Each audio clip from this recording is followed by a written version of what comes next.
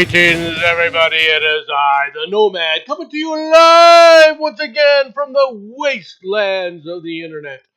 Yes, ladies and gentlemen, it's the beginning of August. It's hot, hot, hot, hot. Okay, we've had a smattering of rain in our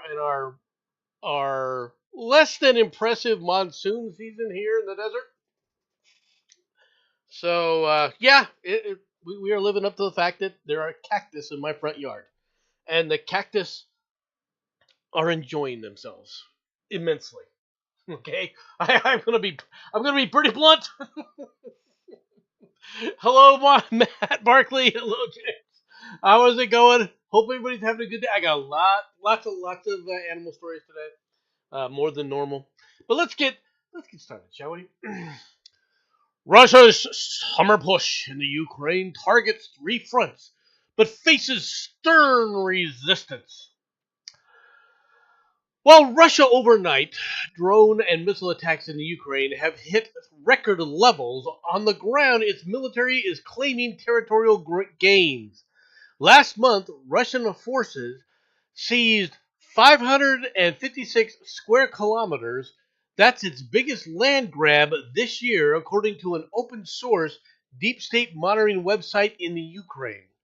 That is an area four times the size of Liverpool or the same size as the city of Chicago. Okay. It's it's relatively slow. At this pace, it would take more than 70 years to capture the entire country, according to this story. Let's take a look at live map, shall we, on this? Um, One thing is becoming abundantly clear. There's several areas that are really being pushed heavily.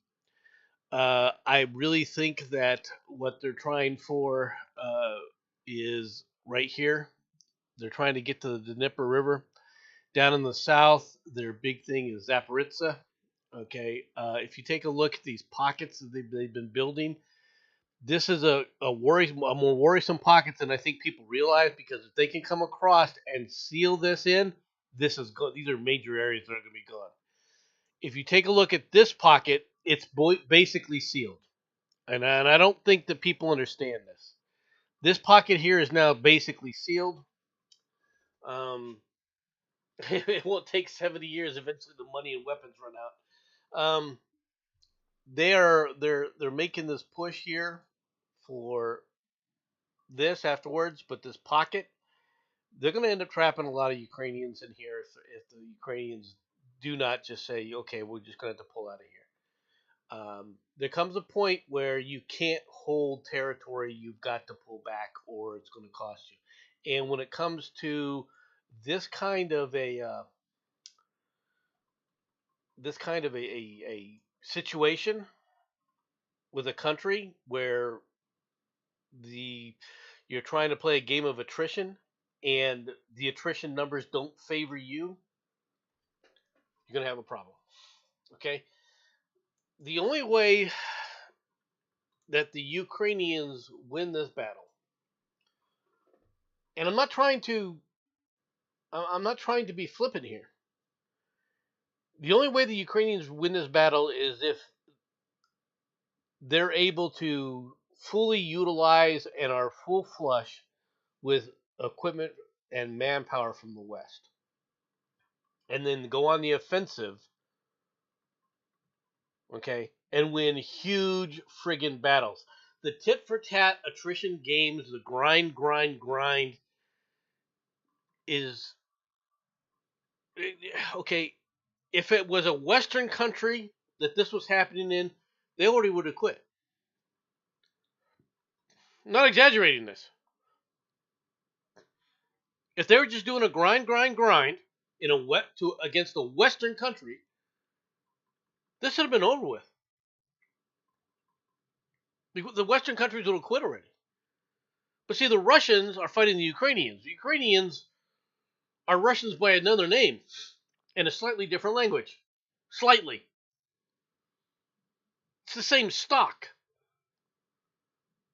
In fact, modern day Russia, right? Actually, not modern day, but the old empire of Russia, for the longest time, their monarchy had direct ties to Kiev because it came from there.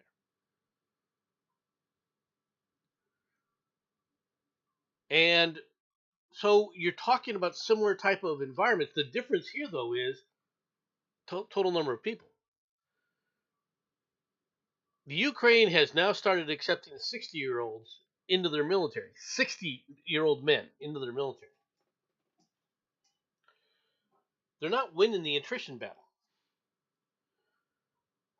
Now, the West can put pressure on Russia, and finally will start. These trade deals with the United States have more of a direct effect on Russia than they do almost any other country, including the United States.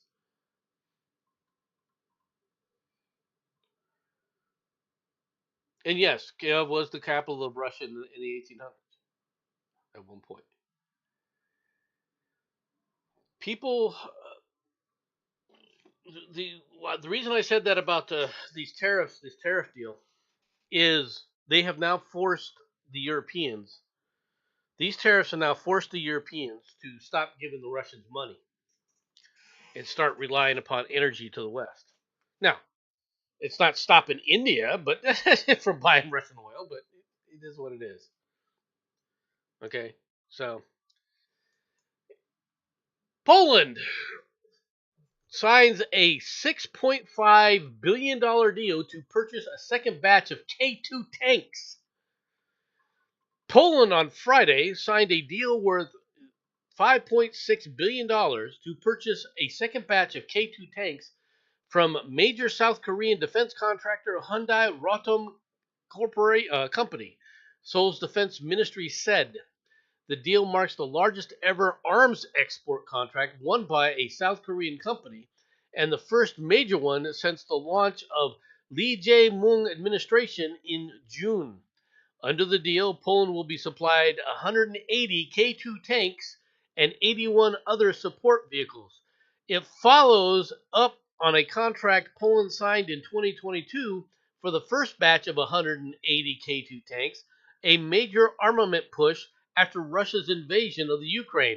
And they now, if put these two together, just in K2 tanks, have more tanks than Germany? Got 360, if my math is correct. Germany having less than 320, around 320. Just putting this out here. Poland's becoming a major military power. All right. Now, Poland has reasons to be concerned. They border Russia for all intents and purposes. And we all know what's going on with this. So, yeah, go Poland. Poland is taking the defense of its country far more serious than any of the other NATO allies, sans the United States and possibly Great Britain. Just putting it out there.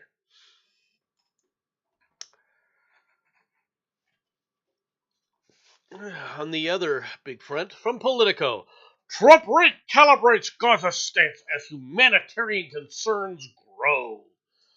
President Donald Trump's special envoy Steve Witkoff and U.S. Ambassador to Israel Mike Huckabee made a rare trip to Gaza on Friday, spending 5 hours on the ground touring an aid distribution center and vowing to address a humanitarian crisis amid a growing global outcry. The purpose of the visit was to give at POTUS a clear understanding of the humanitarian situation and help craft a plan to deliver food and medical aid to the people of Gaza. Meanwhile, from the AP, how one Gaza family dedicates each day to finding enough food to survive. Yes, ladies and gentlemen, every morning a beer and fadi sob, all right, wake up in their tent in the Gaza Strip to the same question. How will they find food for themselves and their 6 young children? The couple has 3 options. Maybe a charity kitchen will open and they can get a pot of watery lentils, or they can try jostling through crowds to get some flour from a passing aid truck. The last resort is begging. No, it's not.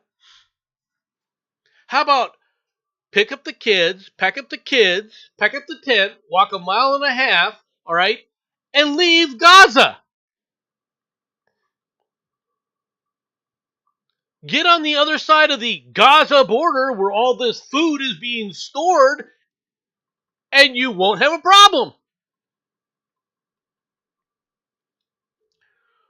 The predicament of the Subs, who live in a seaside refugee camp west of Gaza City after being displaced multiple times, is the same for families throughout the war-ravaged territory. Walking across the desert? Walking across the border?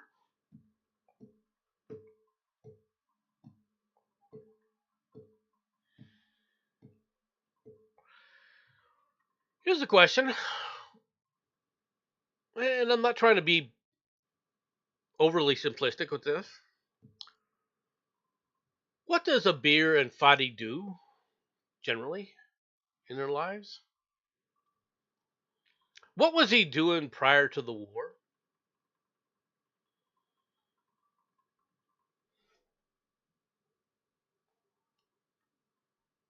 Hmm?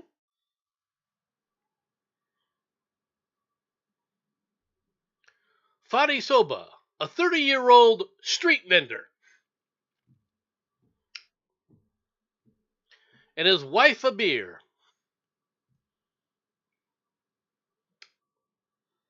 street vendor.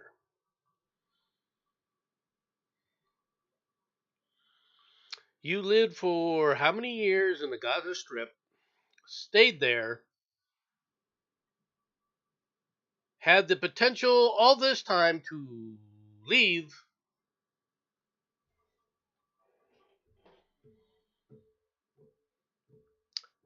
and still stay there,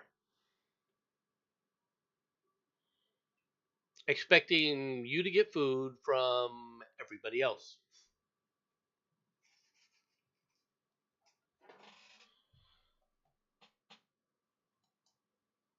Not saying it's not a humanitarian issue. Just saying that it wouldn't be a humanitarian issue if, God forbid, you left.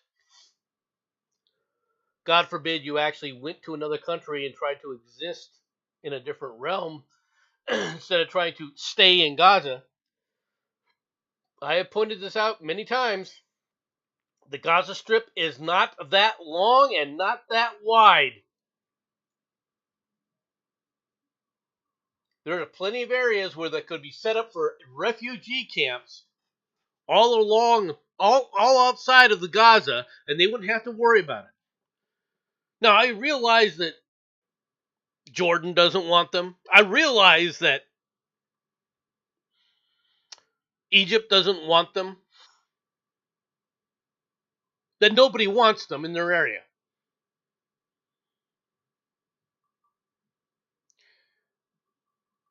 Everybody knows nobody wants them. And the reason is very simple. Because you have no problem with terrorists. You support terrorists whenever you got the chance. You're supporting terrorists right now. There is nothing keeping these people there. Aside from the fact they'd have to change the fact that they couldn't be terrorist sympathizers. Oh, they were just displaced. Don't you understand? Don't you understand? No man, that their lives are so difficult. I understand their lives are difficult. I understand that they have challenges. I also understand that if they would sit up there and put down the AK-47s and stop screaming death to Israel, that they wouldn't be in this situation. And if they'd stop supporting the people that do scream death to Israel. And Allahu Akbar, right? Allahu Akbar. Stop supporting those people. Start standing up to those people instead. I guarantee you that Fadi, if he decided to, would be fed, and his whole family would be fed if he'd pick up an AK-47 from the Israelis and said, "I'm part of the Israeli army. I'm going to get rid of these scumbags." I guarantee you, he would have had no problem feeding his family.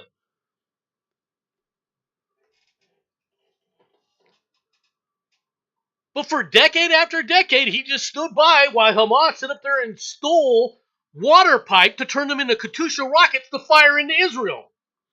And did nothing about it. Not move his family, not protest, not do a bloody freaking thing to stop it. And still is doing literally nothing to stop Hamas. He could be going out there, that guy's a Hamas guy, I know that guy's a Hamas guy, I know that guy's a Hamas guy. I guarantee you the Israelis would feed this guy left and right. Instead, he comes whining to the UN, which he knows is Hamas sympathizers, right? Oh, my family's starving. And I feel for him, and I feel for those kids.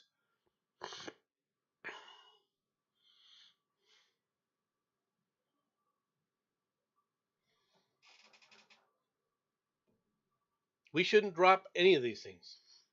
We shouldn't give these people any food.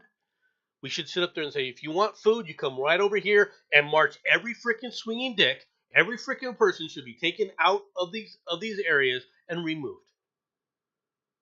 Removed. Physically removed. Stripped, buck ass naked, go through this through an inspection area, be given other clothes on the other side that they're expected to keep clean and washed, and staying inside of a freaking camp, all right, where they can't run around screaming Allahu Akbar. Oh, don't you understand? This is huge. There's millions of people. You can't do that. Yes, we can do it. Yeah, it can be done. How are these people surviving before then? How were these people living before then? Where were they getting all this food to begin with? They were getting it from the UN before.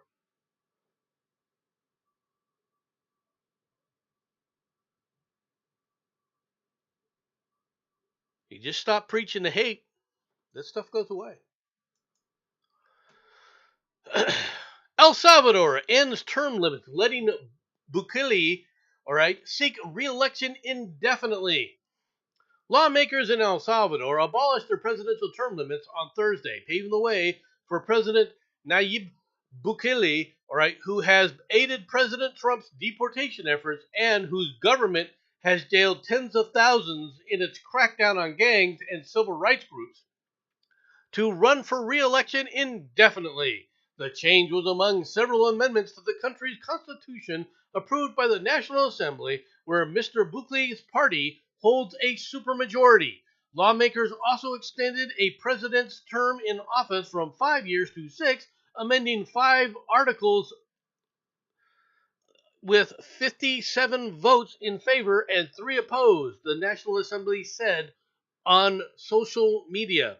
Salvadoran lawmakers in Mr. Bukele's party, all right, have described the changes to the Constitution as a way to free voters from the constraints of term limits. It will be the people who decide.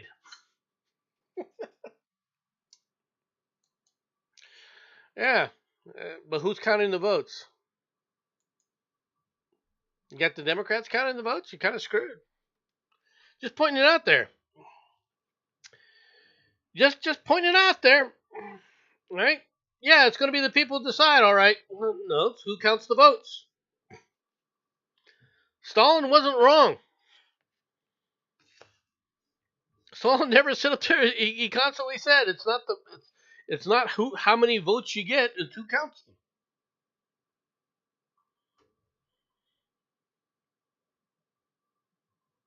Now, El Salvador has had a lot of problems.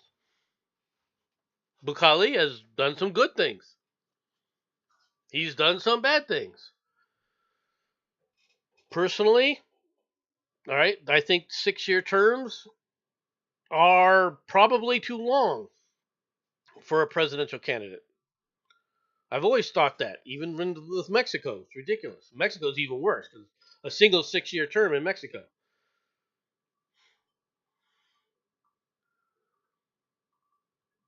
Mexico hasn't fixed the problems. Bucali at least is trying to make an impact. Because, like it or not, they did have a major gang problem with MS-13, and they have more or less solved it. Now, they talk about civil rights. All the civil rights people are in there, and they're trying to stop it. These aren't civil rights groups; they're Marxists. And as soon as somebody sits up there and tells me that there's a civil rights group, you should automatically know they don't give a shit about civil rights. They don't. They don't care about suffering. They don't care about people. They care about communism. It's communism uber alles. That's who these people are. That's who they've always been. That's who they'll always be.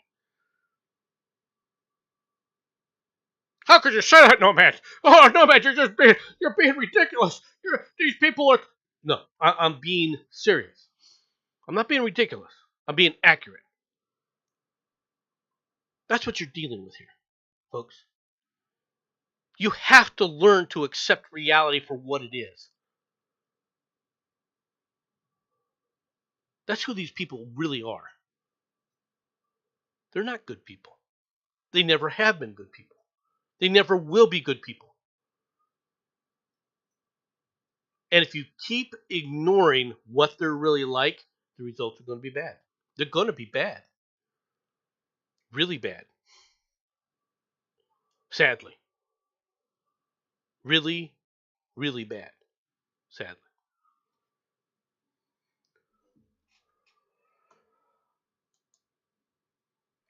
Girl gang terror. Racist teen girl gang turn High Street into a war zone as they raid shops, smash windows before gloating police are never going to help you at terrified staff.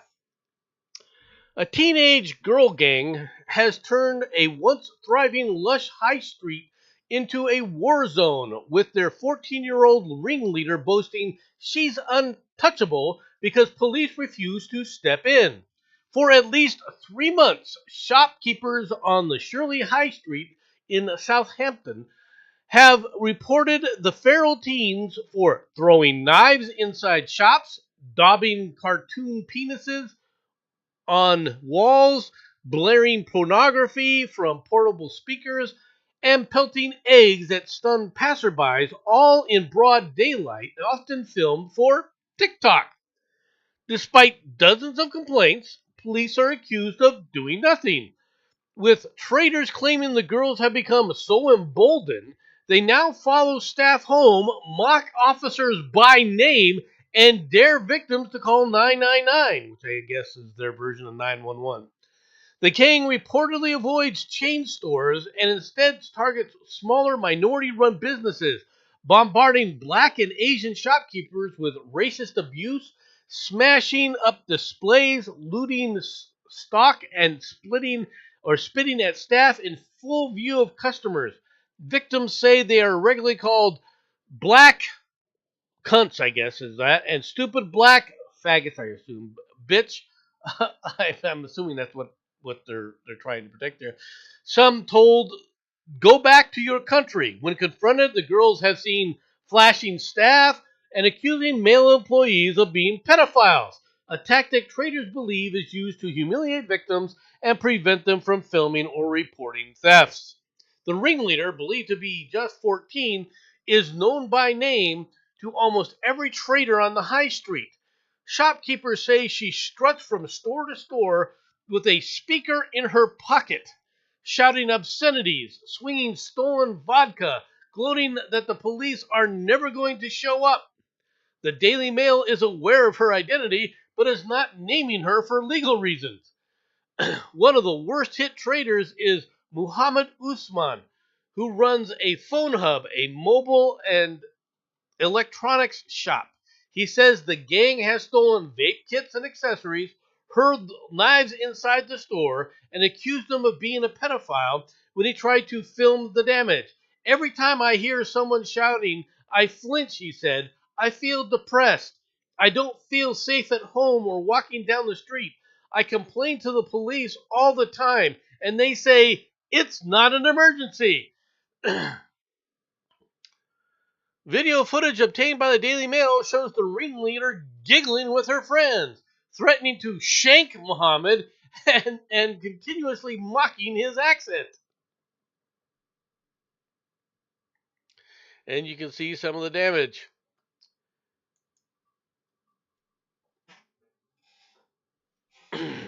What are you waiting for? You see? What's your problem here? Muhammad, who did you vote for in the mayoral election?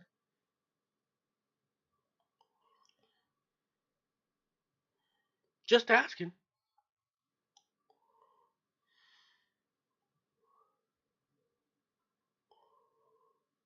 Yemi Okonkwo, all right, opened her independent food store in one of Southampton's busiest high streets a year ago, hoping to welcome new customers and provide products to the community that they would not be able to find elsewhere. AKA, I'm going to sell you food from the Middle East. Right? Instead, a mob showed up at the Sunnyvale International Foods to harass her every day. Niema explained that their vendetta against her started in May when she defended an elderly lady after her trolley was snatched by the girls. In retaliation, the gang smashed Niema's windows and ensure customers are too scared to enter the store. I am always anxious and worried and looking over my shoulder, she quivered. My anxiety level is way off and my blood pressure is higher than normal. The most surprising thing is it's not boys. It's the main girl that's harassing me and my customers.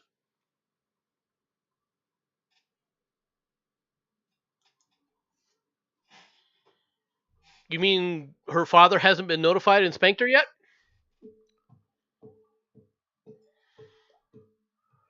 They're allowing this to continue to happen and haven't done anything to stop it? Why? Why? Seriously. So the Daily Mail is putting this out there, and rightly so. I feel bad for these guys that are getting harassed. Right? Aside from the fact that, who'd you vote for?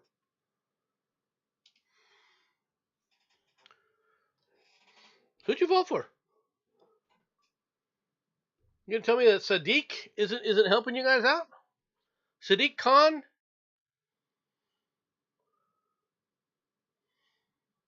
Now, why would Sadiq Khan be having this problem? Why are you having this problem? You have all these rules against this kind of behavior.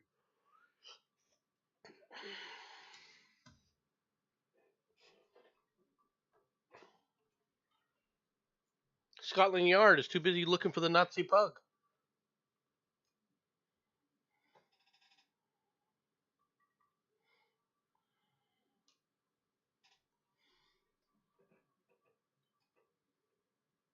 Same reason they let a jazz festival guy over here go with almost no jail.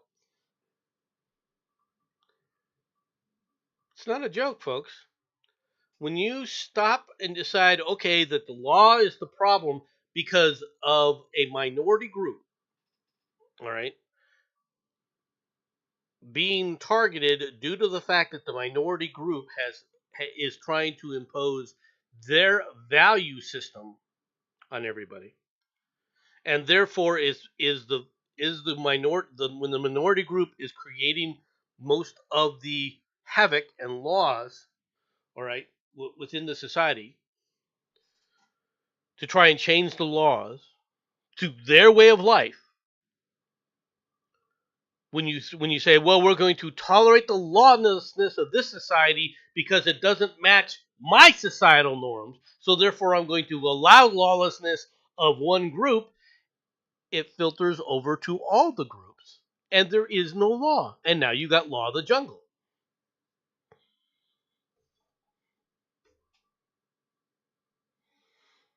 And ask Mandrills how Law of the Jungle works. Mandrills figured this out a long time ago. Law of the Jungle is a great law for you when you have more people than everyone else. When you literally outnumber your opponents in Law of the Jungle,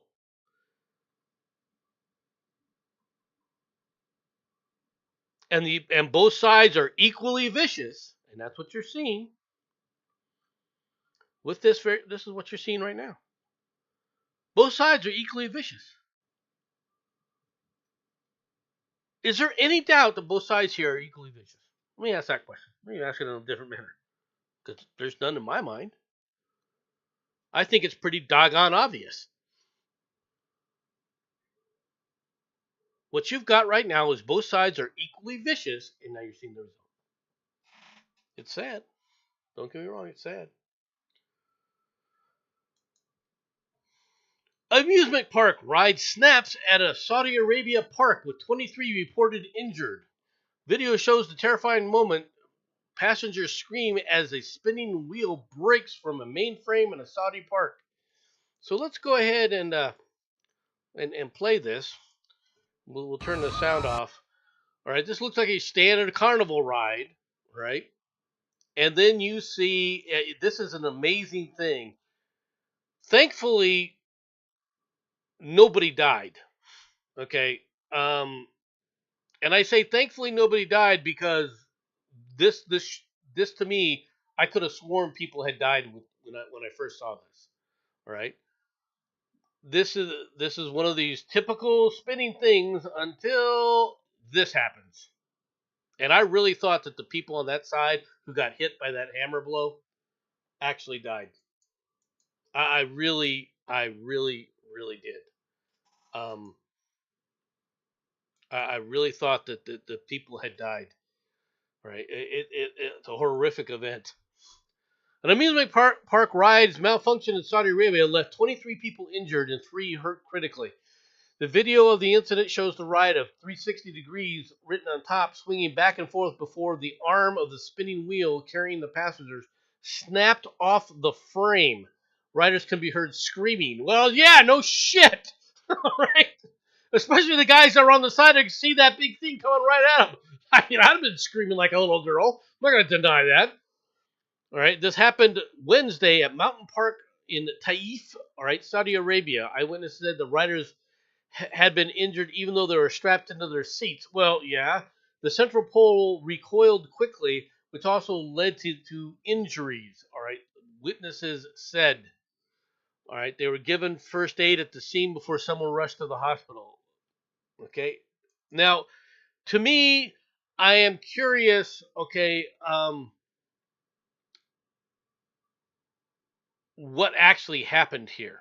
Okay, I suspect, okay, that metal fatigue has happened, or either that or a lock, of the locking mechanism for when they put these things together was not put in correctly. All right, I won't do rides in 2025 for the same reason. I don't fly. Could be bad metal. Um, I think that there's a number of things that do happen at carnivals. All right, generally people ignore metal fatigue. They don't see the cracks until they happen. That's one of the things that's happened in the past. No matter what you do to try and make an amusement park ride 100% safe, they'll never be 100% safe. And the reason that they'll never be 100% safe is human nature. Human nature at some point is going to kick in, okay? And if nothing else, people get complacent, and they get overly complacent, and they just stop following through things correctly.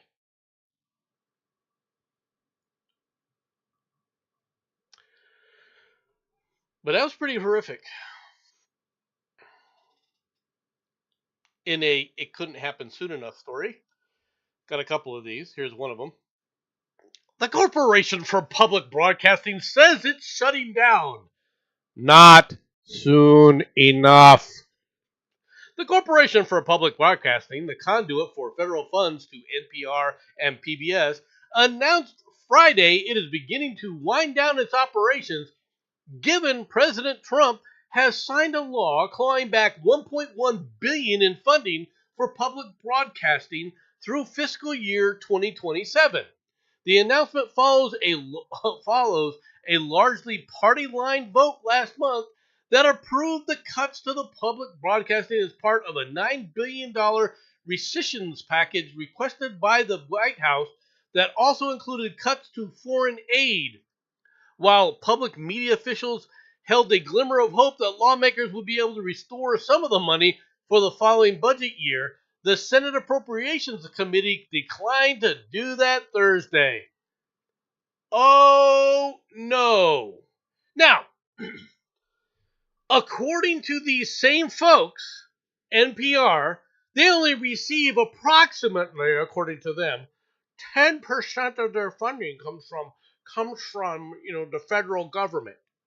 Only 10%. Then why are you closing down? Why don't you just fire 10% of your staff? Don't tell me you don't have that closing 10% of your staff would close down this bloated piece of garbage. You see, they're liars. This is the fact that they have to close down is all due to the fact that they're lying. They don't receive just 10%. Because what happens with this and what's been cut off, where they've been cut off, it isn't just the direct federal funding that's been cut off. It's all the other agencies are no longer allowed to hand them money through various nonprofit groups.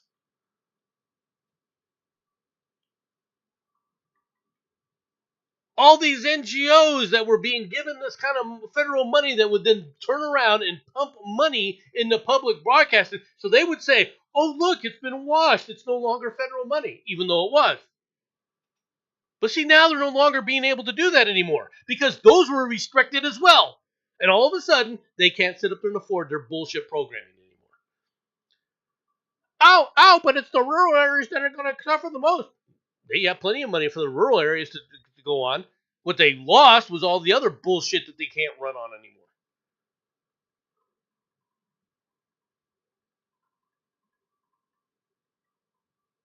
That's where a lot of this was. And then they tried to come back with later on in this thing, come back with a thing. See, NPR, which produces news programs like Morning Edition and All Things Considered, relies on direct funds for only small portions of its budget. Really. But its approximately 1,000 member stations receive a heftier portion of their operating budget through the Corporation of Public Broadcasting. Wow, what a surprise!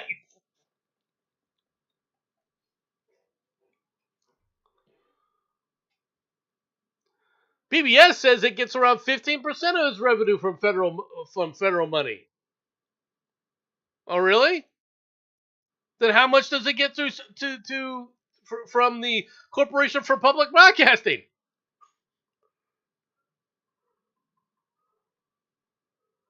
In a Harris poll last month, 66% of Americans support federally funding for public radio, with the same share calling it a good value.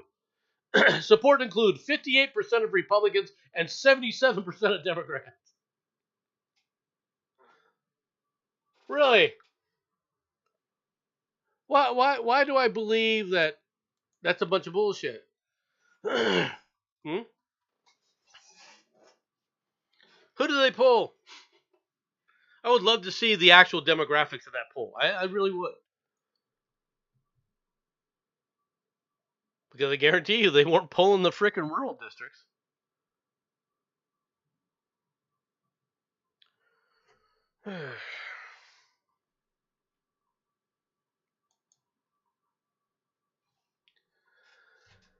Ex-Colombia President Alvaro Uribe, not trying to butcher your name, I don't know how to pronounce it, given 12 years of house arrest.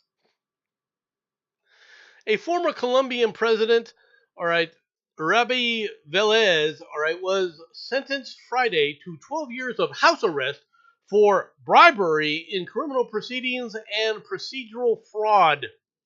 He was also ordered to pay a fine equivalent to $820,000, and this frosts me. This is unbelievable. He's on house arrest for 12 years, but he was barred from holding public office for more than 8.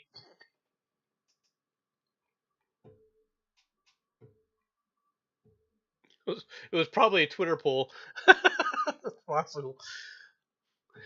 Judge Sandra Lillian Heredia found him guilty Thursday of those crimes and issued a historic ruling against him, making him the first former Colombian president to be criminally convicted in the country's modern judicial history.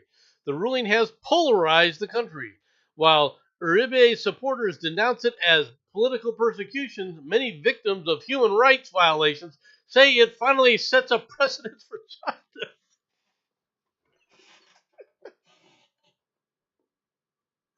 If this guy is guilty of what you're saying he's guilty of, and I have no idea if he's guilty or not, all right, but if he's truly guilty of these crimes, and these crimes sound pretty bad, 12 years of house arrest is justice? Oh, and you can't hold an office, a federal office, a public office for 8 years. So the last 4 years of your house arrest, you can be elected today. That's justice?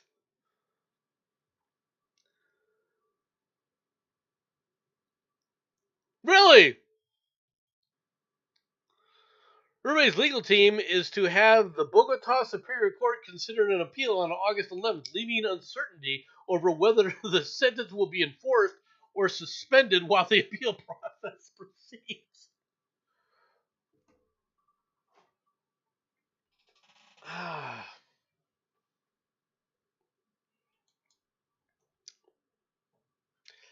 We have our own problems, folks, but at the same time, we're not the only one. In another too little too late, should have been done much sooner, Trump fires Commissioner of Labor Statistics after weaker than expected job figures slam the markets.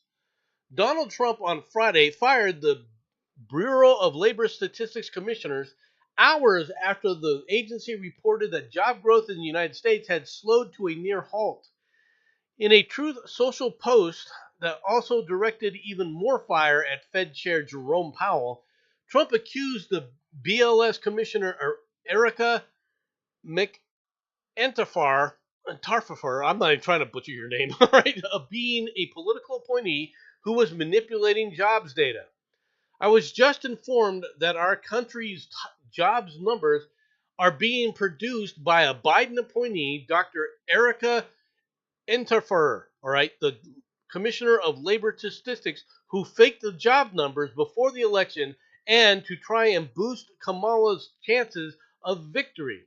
We need accurate job numbers. I have directed my team to fire this Biden political appointee immediately. She will be replaced with someone much more competent and qualified.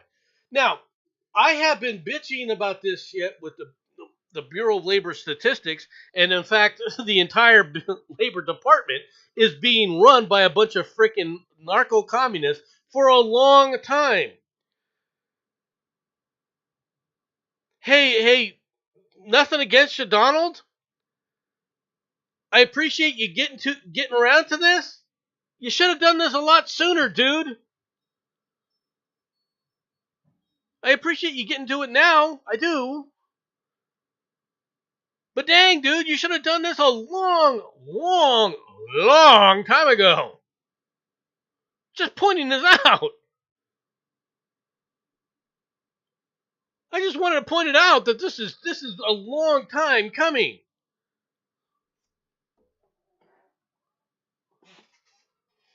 This should have been done much sooner.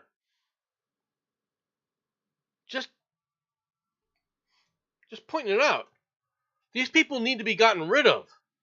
In fact, I'd find out everyone that she's hired and remove all of them. In fact, I would cut half of the staff at the Bureau of Labor Statistics immediately. Not because they can't do their jobs, but because they can't do their jobs. This has been obvious for how long they've been manipulating data for.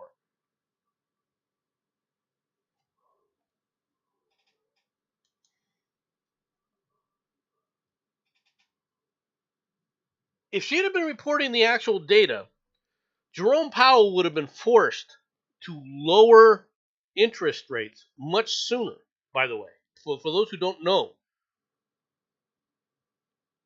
Because he was saying the country's going fine as it is. I don't want to heat the economy up at a time period when Trump was saying, look, we need to kickstart the economy. And Jerome Powell was using these job numbers to basically say, no, I'm not going to do this, knowing it would help the United States.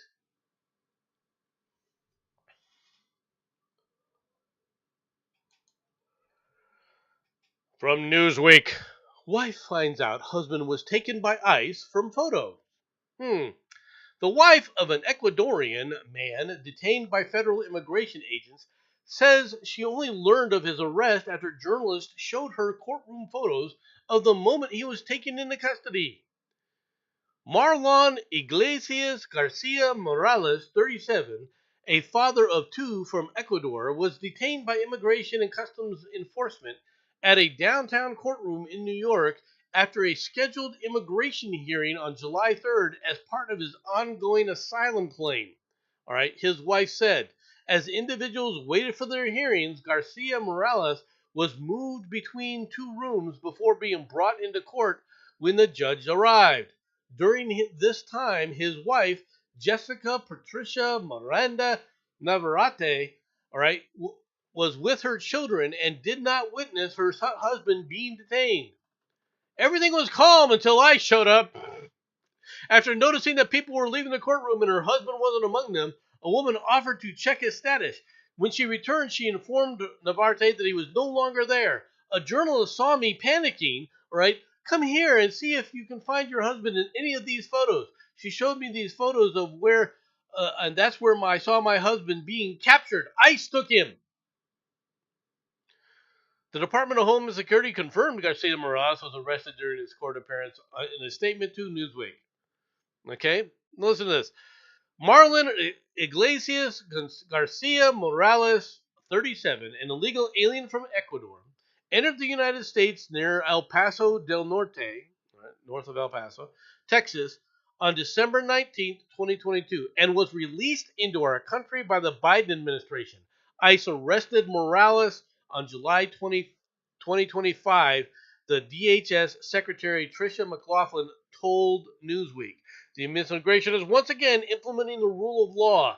Biden chose to release millions of illegal aliens, including criminals, into our country and used prosecutorial discretion to indefinitely delay their cases and allow them to illegally remain in the United States. Now President Trump and Secretary Noem, all right, are following the law and resuming these illegal aliens, all right, removal proceedings and ensuring their cases are heard by a judge.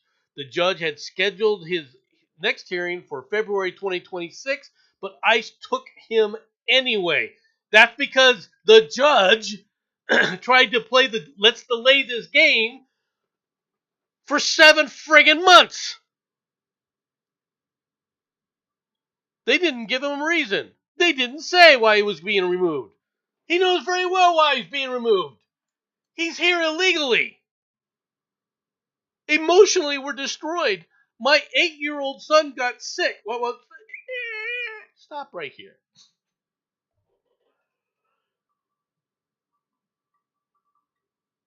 Supposedly, he came into this country when?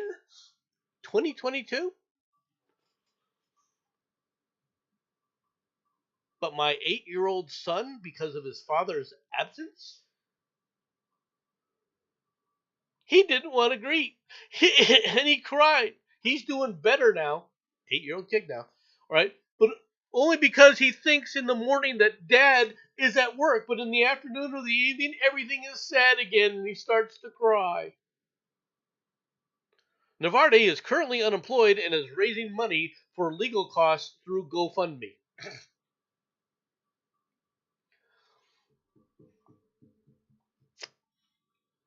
8-year-old kid. 8-year-old son.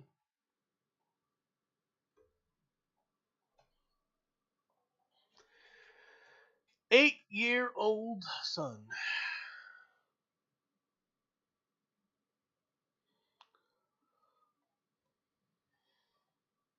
Huh. More Trumpian news. Trump says he wants to release everything related to the Epstein files and offers clues into possible Diddy pardon decision. President Trump on Friday said he is likely to release everything the government has on the notorious late pedophile Jeffrey Epstein and signaled he is leaning against pardoning rapper Sean Diddy Combs. Trump remarks about Epstein files come a week after Deputy Attorney General Todd Blanche interviewed the deceased sex offender's convicted accomplice, Ghislaine Maxwell, for about 9 hours in a federal prison in Florida. She has since been moved to Club Fed. I think Blanche probably wanted to know, just to get a feeling of it, because we'd like to release everything, but we don't want people to get hurt that shouldn't be hurt. Okay, I'm going to be real blunt here. Trump did not want aspects. I truly believe this. I think Trump and Pam Bondi did not want aspects of this released.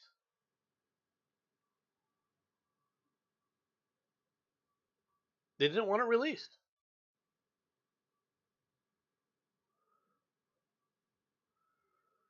Okay?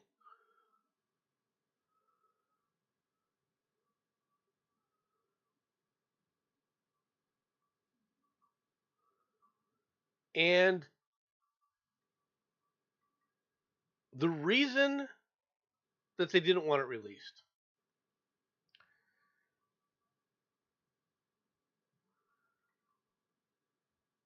is very simple.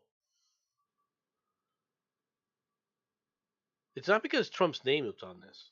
Right? Anybody who believes that Trump's name is anywhere on this is an idiot. I'm gonna be real blunt with you. If you think Trump, they're worried about Trump. If Trump's worried about his name being in this whole thing, he doesn't give a shit about it. I guarantee you, he doesn't give a shit about it. Why? Because he knows his name is going to be just incidental to any of this stuff. Why? Why do I say that? After watching how the left has acted the entire time this has been going on against Trump, if they would have had a whiff that they could really blame Trump and add him to the quote unquote a credible issue that he was a pedophile, you're going to tell me they wouldn't jump at the chance? Come on. They're chomping at the bit to call frickin' Trump a pedophile. Literally chomping at the bit to call Trump a pedophile.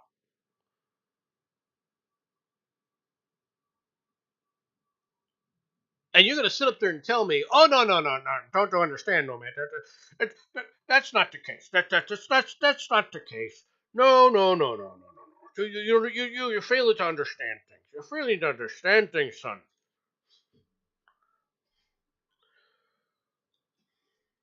Trump is scared. Trump is scared because his name's in this. I guarantee you, Trump didn't want to release it. Not because of his name's there. So if his name's not there, then why? Then why isn't Trump trying to do it? Then why isn't he just demanding it be released? Legitimate question. Legitimate question. Want to hear the answer? You ain't gonna like it. It's because this was not a.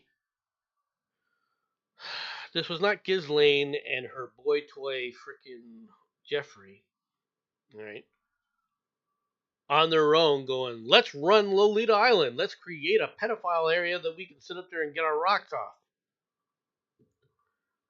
This was a coordinated operation and a program conceived and run for and by assets from the CIA. That's my belief. Hey, TC.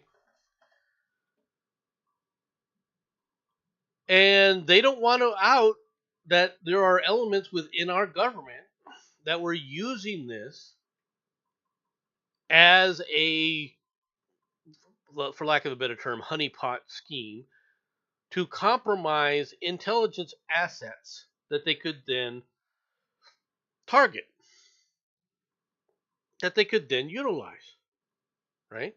They could compromise people and then utilize them, all right?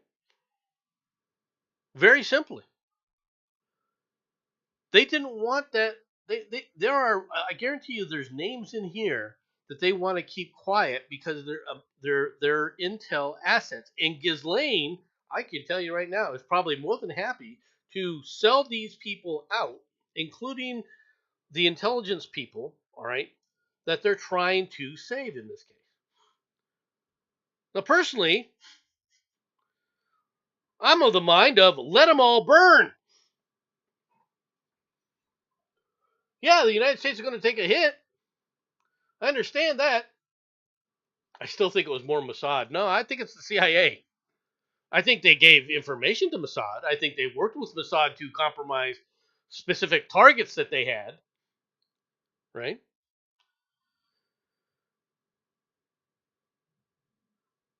But I really do believe that that's what the main problem with this is.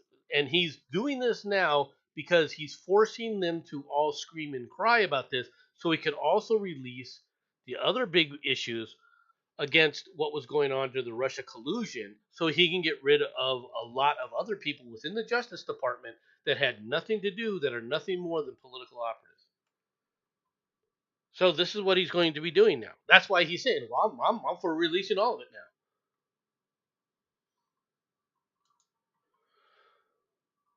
Trump's tariffs hit the Buffett's Berkshire commercial goods business. Warren Buffett's Berkshire Hathaway, all right, said on Saturday that its consumer goods business took a hit from President Donald Trump's trade policy, which raised tariffs on imported goods. Well, Warren, I guess your importation problem exists.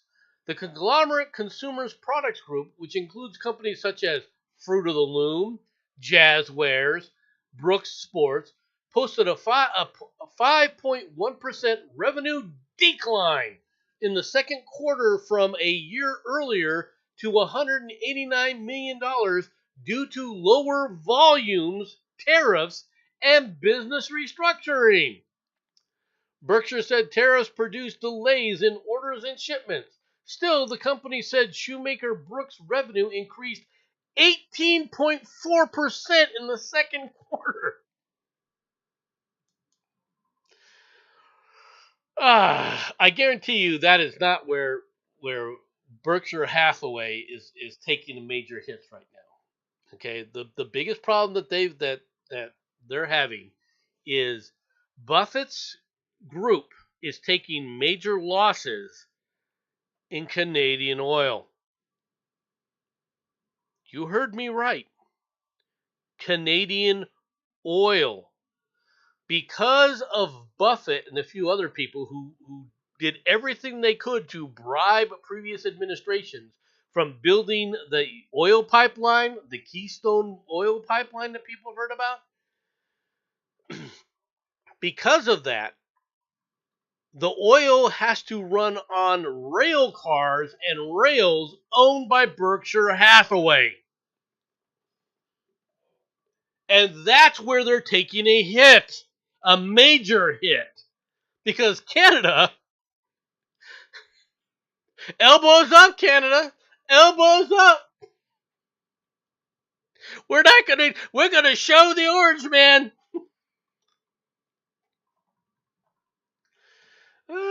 yes, sure the Orange Man. Meanwhile, from DNYUZ News, DN's News, whatever it's supposed to stand for. Trump's domestic use of military set to go worse, leaked memo shows.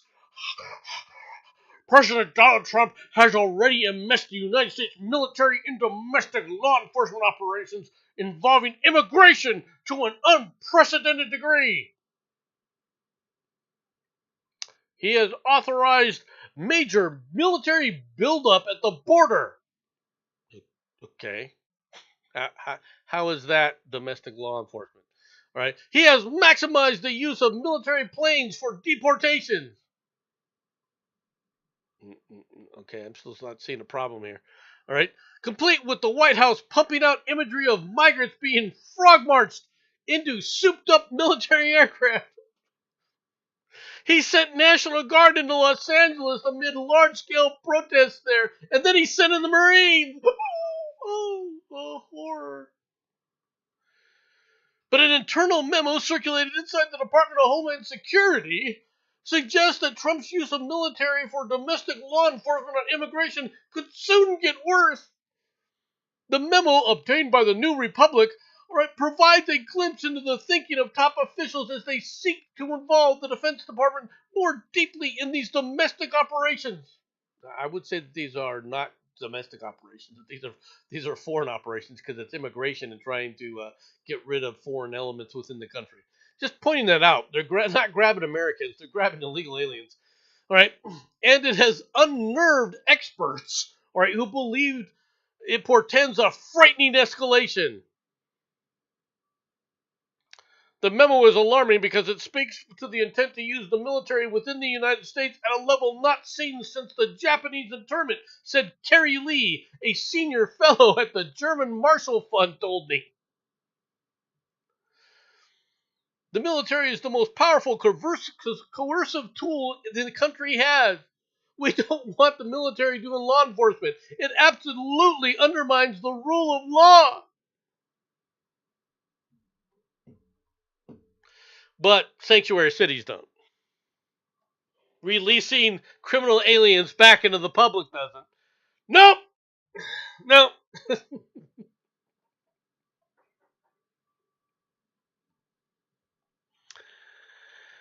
The memo lays out the need to persuade top Pentagon officials to get much more serious about using military to combat illegal immigration. Not just at the border, it suggests that DHS is anticipating many more uses of the military in urban areas, noting that LA style operations may be needed for years to come. No shit. It likens the threat posed by transnational gangs and cartels to having Al Qaeda or ISIS cells and fighters operating freely in America. Doesn't it? Really? It doesn't do anything of the kind. This is the kind of outlandish nonsense that you run into with these people. You don't act like you care about the rule of law, because you don't. Oh, this is going to undermine the rule of law. Oh, you care about the rule of law, but you don't care about sanctuary cities?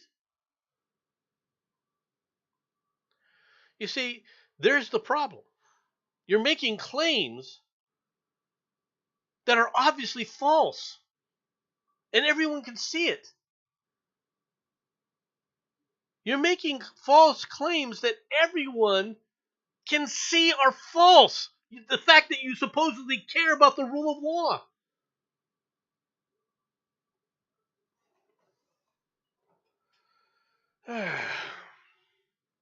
Fed Governor Kugler is resigning, giving Trump a nominee on the committee that sets interest rates. Federal Reserve Governor Adriana Kugler, announced Friday she is stepping down from her role at the central bank, creating an important vacancy at a time when President Donald Trump is pushing for lower interest rates. In a letter addressed to Trump, Kugler, 55, did not state a reason for her decision to leave, only knowing that she will be returning to Georgetown University as a professor in the fall. It has been an honor of a lifetime to serve on the Board of Governors of the Federal Reserve System. AKA, let me translate that for you. I have stolen enough. I have pocketed enough of your money, the American people. I am especially honored to have served at a critical time where I could rape and pillage the American people for money left and right and then get praised for it by the press. But the press is now, I'm just going to go. Kugler's term is set to expire at the end of January 2026. So, in other words, she's stepping down maybe 3-4 months early.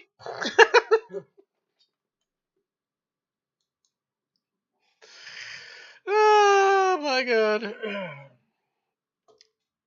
I'm wondering what she's a professor of at Georgetown University. Just curious.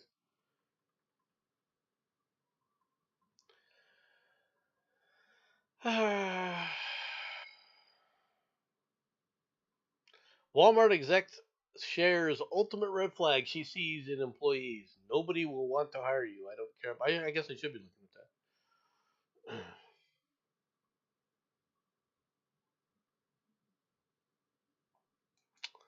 On to the next thing. Dun, dun, dun, dun. Labor Department skirts Senator's question on inflation data. Sounds like more people need to go. All right. The Bureau of Labor Statistics has said it stopped collecting price data in Lincoln, Nebraska, Provo, Utah, and Buffalo, New York amid staffing shortfall. What? These data is put inside of a computer, it comes from other groups, and you're going to tell me a staffing shortfall has prevented you from collecting data in Lincoln, Nebraska, Provo, Utah, and Buffalo, New York.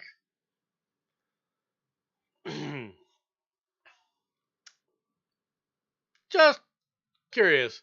A group of Democratic senators pressed the Labor Department in June over concerns about missing data in the survey behind the government's official inflation statistics. On Thursday, a labor official wrote back without answering most of their questions.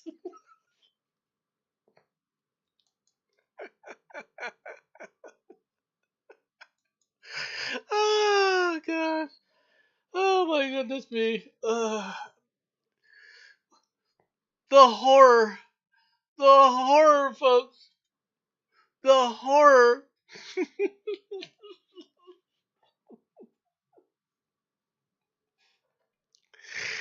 Oh, let's get back to this. The department said in a letter seen by the Wall Street Journal that the government is committed to providing accurate, timely, and impartial economic statistics, but it didn't respond in a letter to specific questions that senators had posed. A Labor Department representative declined to comment. The senators, led by Ruben Gallego of Arizona, all right, had asked for information about the scale of staffing shortfalls at the Bureau of Labor Statistics and for an analysis of how lagging data collection would hurt statistical accuracy, and inquired as to whether staffing problems would also disrupt other government data among specific questions. The Bureau of Labor Statistics said in a public posting this week that it stopped collecting price data in 3 cities entirely: Lincoln, Nebraska, Provo, Utah, and Buffalo, New York, and that it is missing an average of 15% of data in other parts of the country where it tracks prices. BLS staffers have blamed, all right, a staffing shortfall caused by a hiring freeze. By contrast, during the COVID-19 pandemic, when a rapid shutdown of consumer economy also caused data collection challenges, BLS was missing at most around 5% of the data it seeks, even though its people weren't at work because they weren't allowed into the offices. Huh. Something doesn't smell right. But not for the reasons that Gallego and a few of these other people are probably alleging.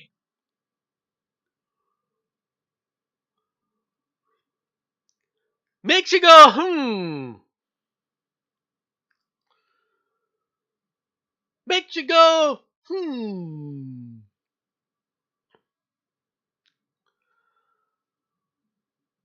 Business investors and officials at the Federal Reserve all rely upon the BLS's inflation figures to track price trends and, in the Fed's case, to set interest rates.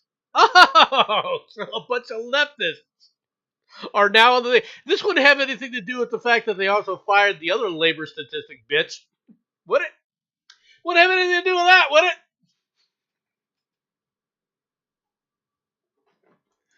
Huh.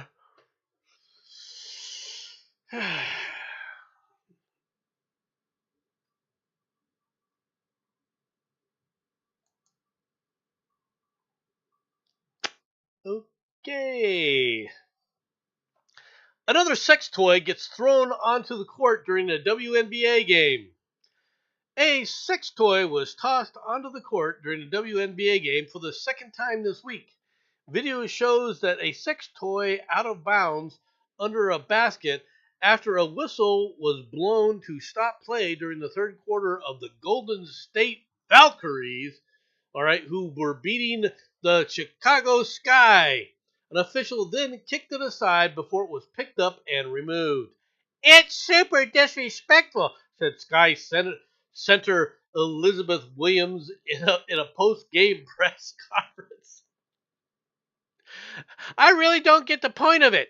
It's really immature. Whoever is doing it needs to grow up.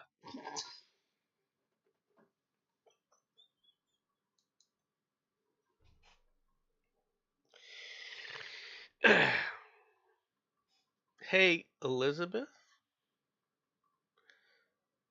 that's your fan base. Okay? These are the people you are trying to, these are the people you're attracting to your games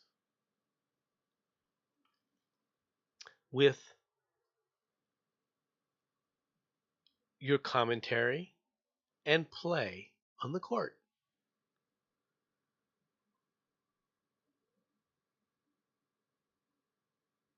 People would believe, and I would be one of them. I would say, yeah, you're right. It is disrespectful. It is immature. It is disgusting. I would agree with every single one of those comments. And I do agree with that comment.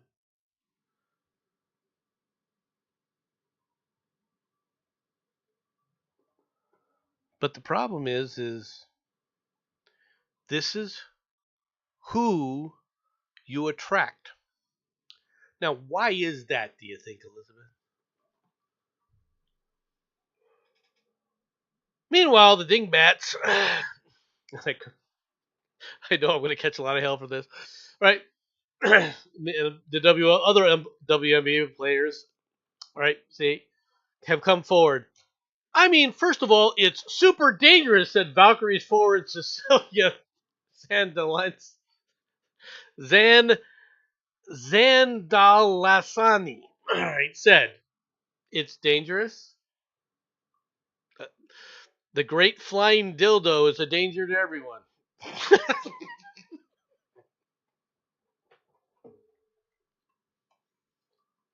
I'm just putting it out there. Arena security, hello, said Harrison on X. Please do better. It's not funny. Never was funny. Throwing anything on the court is so dangerous. And it's the only thing worth noting about your league.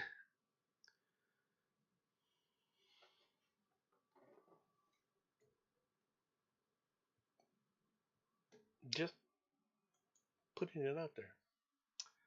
From the Daily Beast. Rage over new trophy hunting slain echoes Cecil the Lion. Outrage has erupted after trophy hunter killed a lion named Blondie after allegedly luring it out of a wildlife reserve. Blondie was part of an Oxford University study And Africa Geographic, the safari company that sponsored Blondie's tracking collar, claims that the 5-year-old male lion was coaxed with bait into a hunting area over a period of weeks in June. The company also posted a photo to Facebook that say they shows the lion hunter and his guides standing over the lion's carcass. Africa Geographic CEO Simon Epsley told the Associated Press that the killing made a mockery of ethics that hunters say they hold, as Blondie was a breeding male in his prime with a visible collar. That Blondie's prominent collar did not prevent him from being offered to a hunting client confirms the stark reality that no lion is safe from trophy hunting. All right, I'm going to make a point here. I don't believe in trophy hunting for just the sake of trophy hunting. I don't believe in baiting animals, all right, to hunt for trophies. All right, I that this is a personal belief that I have. I am not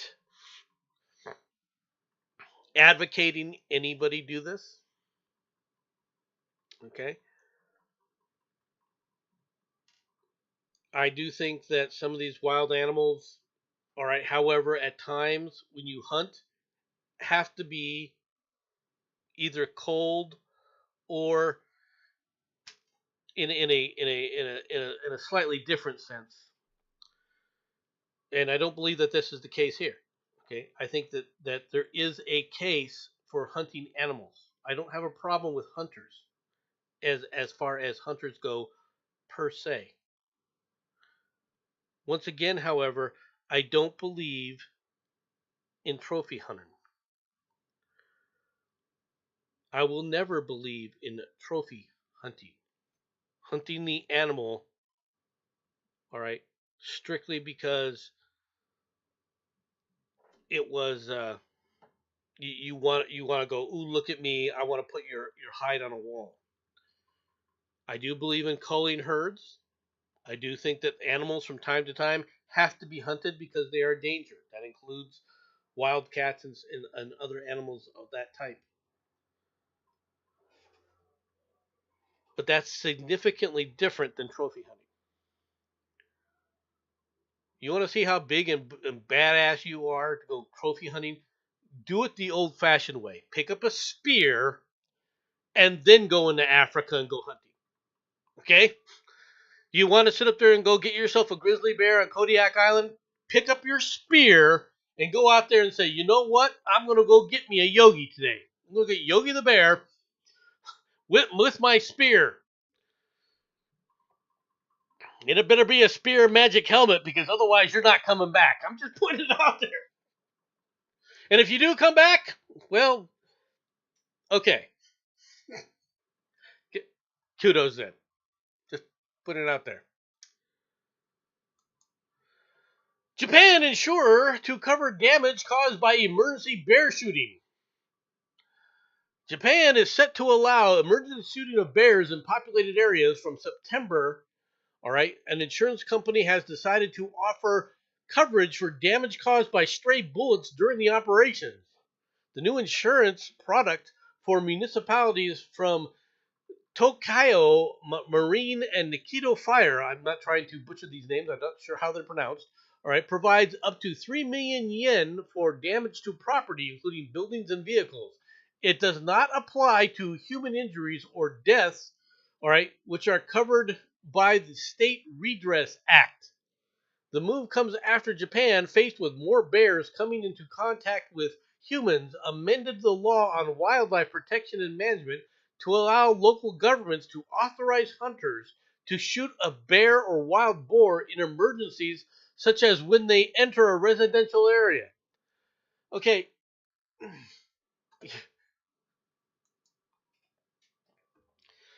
The this to be honest, this has become an issue. Okay, they're out of control. The bears have gotten out of control. And so you have to do something about them. And as far as offering insurance for things, if your hunters are good at their jobs, the risk to the insurance company is minimal. I'm just pointing it out there. Okay. I'm curious to see who has to get this insurance because it should be the hunters. Okay.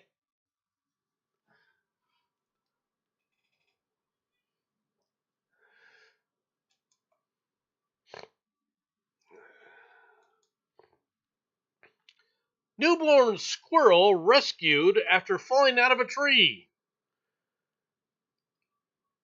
If this is the person that rescued you, I'm feeling sorry for Mr. Squirrel. An animal, an animal control officer in California came to the rescue of a baby squirrel that fell out of a tree and was found alone and helpless. The Alameda Police Department said on social media that the animal control officer was called to an area of Fairview Avenue and High Street on a report of an abandoned baby squirrel. The neonate, the non, and I'm not trying to butcher that pronunciation, squirrel was found alone on the ground. The little one likely fell from its nest, which was perched high in a nearby tree, the department said. The baby is now being cared for by the Yggdrasil Urban Wildlife Rescue until it's old enough to survive on its own in the wild. Well, first of all, there's a couple positive things I want to say about this. One, it's not New York, so the squirrel has a chance. The squirrel has a chance to survive. If this was the New York control officer, they probably would have stepped on it, and I'm not exaggerating that. Because that's what they do to squirrels. They euthanize them. Just pointing it out there. Maybe this one will live a happy-go-lucky life. We can only hope. Someone's looking out for us squirrels. So that's the first thing. Secondly, uh,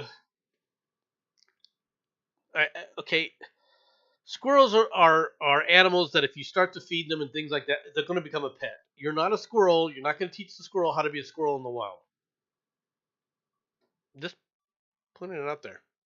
So the idea that somehow you're going to let the squirrel survive in the wild, I feel bad for the squirrel in that sense. But if UNESCO, all right, if from the thing is taking care of the squirrel, and you want a squirrel as a pet, more power to you.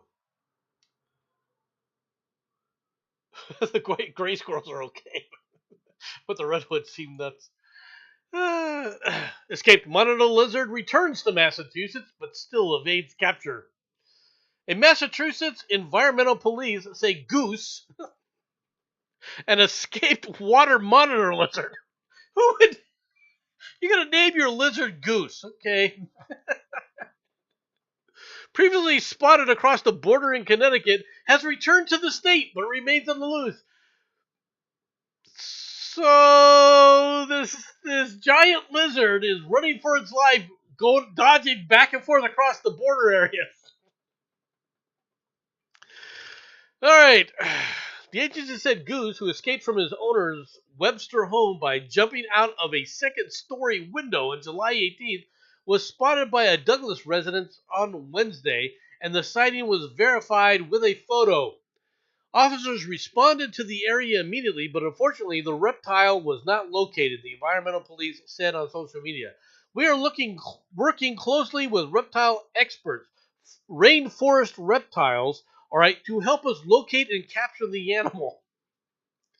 The water monitor lizards are not legal to keep as pets in Massachusetts without a special license or special permits. Authorities said Goose's owner was not in possession of such a permit at the time of his escape. Does that mean he's got one now, and you're gonna give him back to him? Just curious. All right, I'm just curious. Right, if you're gonna end up giving this back, I will say this. I look. I hope they are able to find the lizard and bring it back to in the custody to take care of it, because and I hope they get it done before the weather turns cold, because in September, which is just a month or so away, while it doesn't always get cold in that area in September, it can have some really really cold days, and I guarantee you the lizard's not going to survive the winter. Okay, just putting it out there. I bet they don't find any baby squirrels laying on the ground with this thing around. I'll tell you that right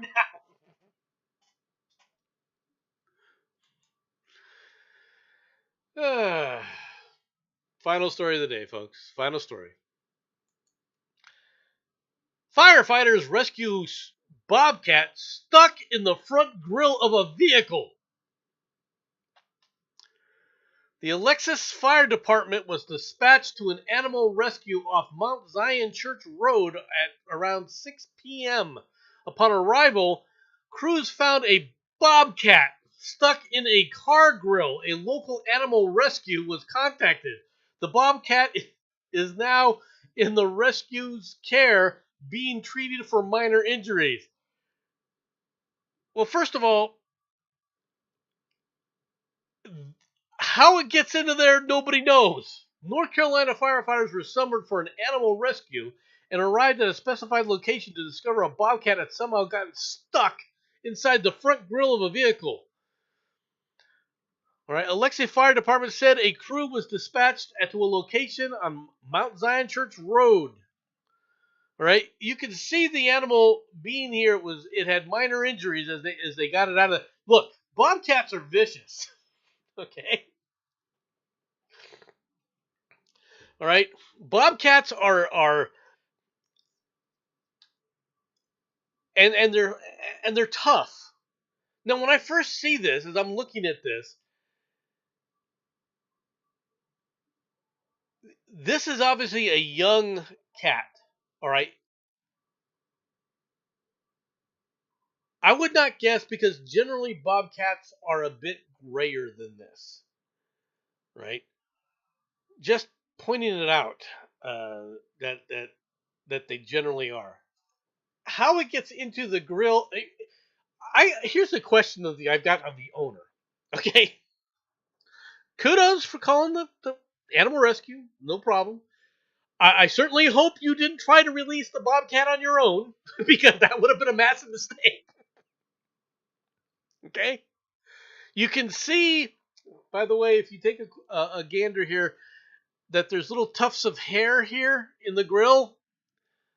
Uh, I think that the animal has made some attempts to get out of the grill from time to time. It probably isn't happy.